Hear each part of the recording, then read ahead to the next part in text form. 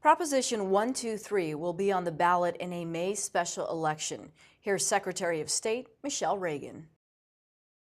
Special election indeed. It was an election that we weren't planning on having next year, but we're certainly excited that we are having it. You know, next year we're planning on having the general election in November, and then the primaries in August, and then of course the presidential preference election in March. This is a special election in May, and so we're going to be having 4 big elections next year. We will be preparing for all 4 of them.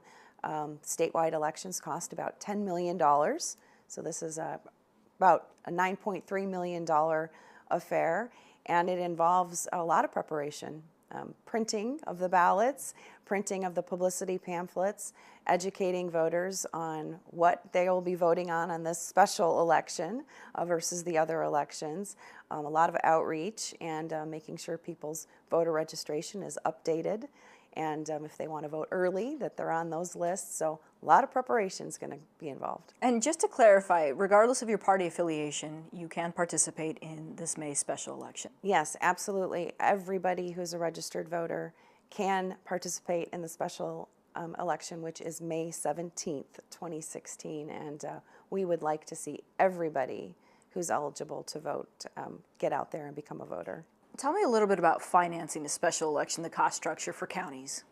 Well, you know, we at the Secretary of State's office oversee all the elections, but it's actually the counties that administer the elections. So they do all the printing, all the mailing, they do really the heavy lifting.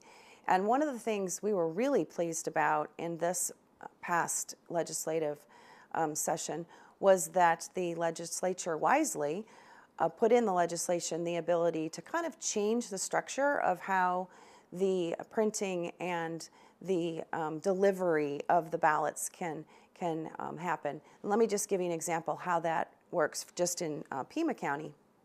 They're giving the counties the ability to save some money, which is great because we know that counties are really strapped for cash right now.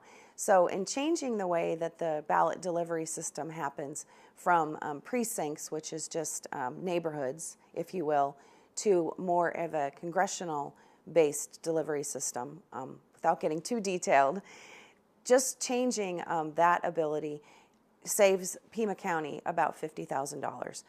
That was something we suggested to the legislature. They added that in the legislation, and that's great because, again, it's a big money saver for Pima County and all the other counties as well. So when you're talking about $10 million, every little bit helps. $50,000 savings in Pima County is going to be huge.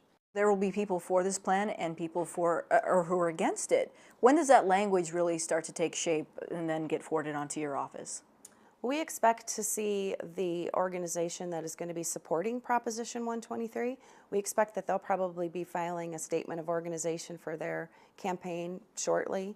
And then if there is any opposition or organized opposition, they have to come in and file for a campaign. All of the letters or statements that will go in a publicity pamphlet, those are all due pro and con by December 4th of this year. And then the responsibility for printing the actual pamphlet and sending it out to voters, that falls on the Secretary of State's office, and we will be doing that for the counties, actually, to save a little bit more money for the counties. So it's all going to come up pretty quick here, but the deadline is December 4th. There are a lot of people who sometimes think that special elections are bothersome. You know, they don't make the time for that. What would you say to them as the Secretary of State about the importance of participating this spring? Oh, this one is very important. It's called a special election for a reason because it is special.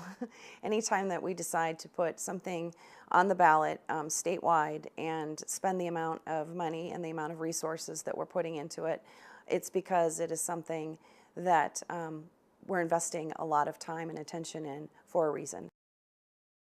And that's our program. Next week, a tribute to veterans, plus Congresswoman Martha McSally. For all of us at Arizona Public Media, I'm Lorraine Rivera.